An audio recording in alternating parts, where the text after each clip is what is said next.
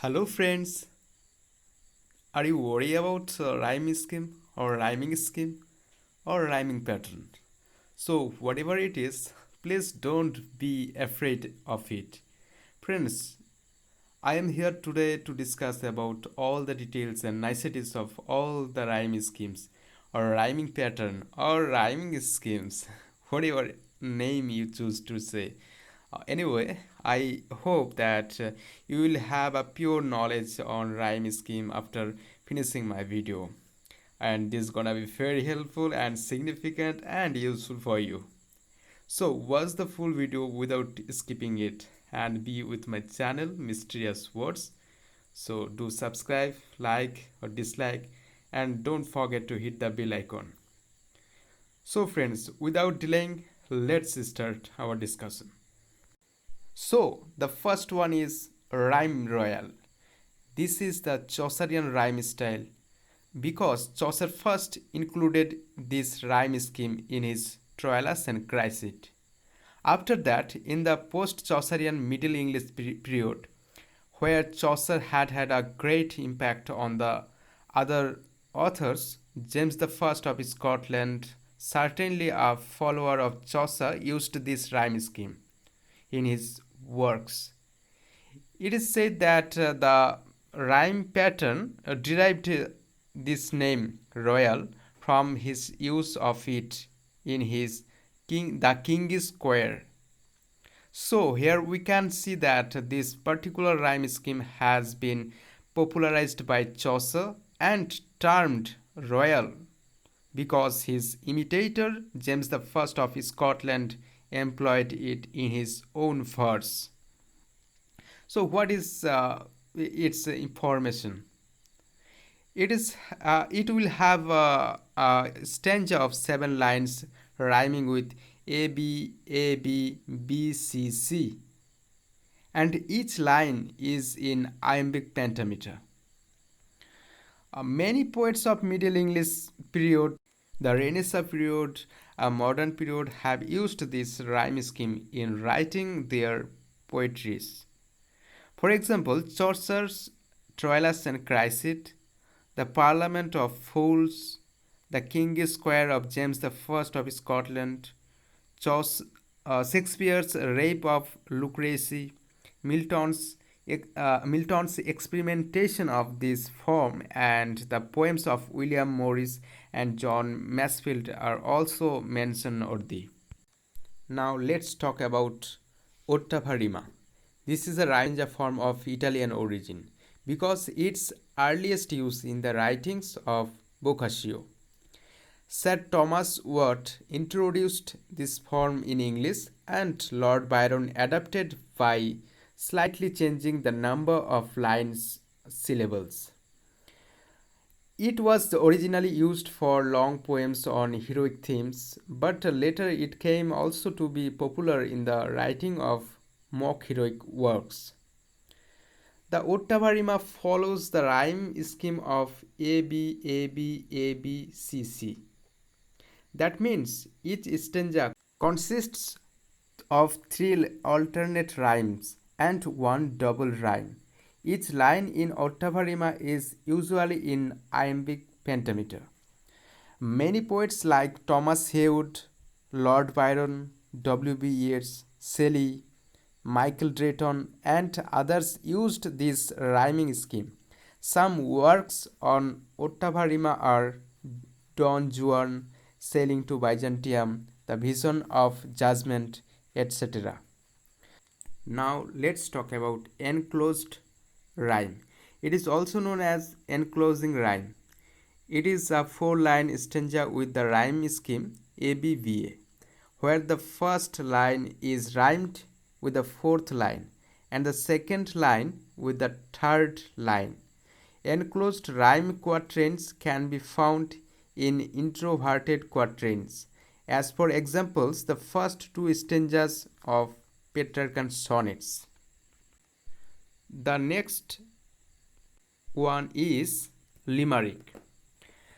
This is a verse form, and this verse form appeared in England in the beginning of 18th century.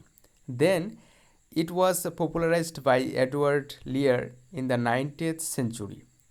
Limericks are traditionally bawdy or just irrelevant.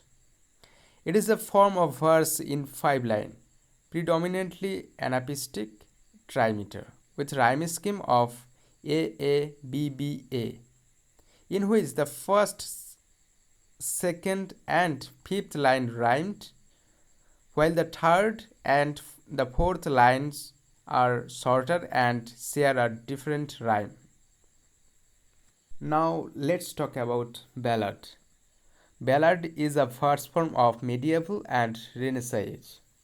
Before going into deeper in its subject, I want to I would like to make you attentive that don't be confused with the ballad. There is a huge difference between these two terms. Be conscious about the fact. Uh, Chaucer wrote in this form, and this form was also used in French around that time. It was revived in the 19th century by English language poets, including D.G. Rossetti and A.C. Swinburne. This verse form consists of 3 8-line stanza, each having a consistent meter following a particular rhyme scheme. The last line of the stanza is a refrain, and all the 3 stanzas are often followed by a 4-line concluding stanza that can be called envoy. So the rhyme scheme is AB, AB, BC, BC, and then again AB, AB, BC, BC, and then again AB, AB, BC, BC, and the last 4-line rhyming scheme is BC, BC. Now let's talk about the rhyme schemes of sonnet. We know that there are several types of sonnet, likely Petrarchan Sonnet, Shakespearean Sonnet or English Sonnet, Spenserian Sonnet, and modern sonnet, etc. So each type of sonnets has their own rhyme scheme and pattern. Likely the Petrarchan Sonnet. It is named after the Italian poet Petrarch because he used to write first this sonnet form. This sonnet is divided by 2 parts, one being an octave and the second being a sestet. We know that a sonnet consists of 14 lines, and the first 8 lines, which is called octave, follows the rhyme scheme ABBA, and the last six lines, that is called sestet, follow the rhyme scheme of CD. However, rhyme scheme in the Petrarchan sonnet also follows other variants sometimes, just like the sestet sometimes becomes CDC, DCD. So now let's talk about Shakespearean sonnet. Shakespeare is mostly popular for which sonnet is called Shakespearean sonnet. This type of sonnet comprises of 3 quatrains and a concluding couplet, following the rhyme scheme ABAB, CDCD, EFEF, GG. Each line of Shakespeare's sonnet is in iambic pentameter. All the 154 sonnets are a good example of this. Now let's talk about Spenserian Sonnet. A Spenserian sonnet comprises 3 interlocked quatrains and a final couplet with the rhyme scheme ABAB, BC, CD, EE. Spenserian sonnet and Spenserian stanza are not similar. They are quite different from each other. Likely, Spenserian stanza consists of 9 lines, of which first 8 lines are in iambic pentameter and the last line in iambic hexameter.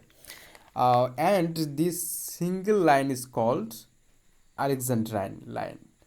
The rhyme scheme is AB AB BC BC C.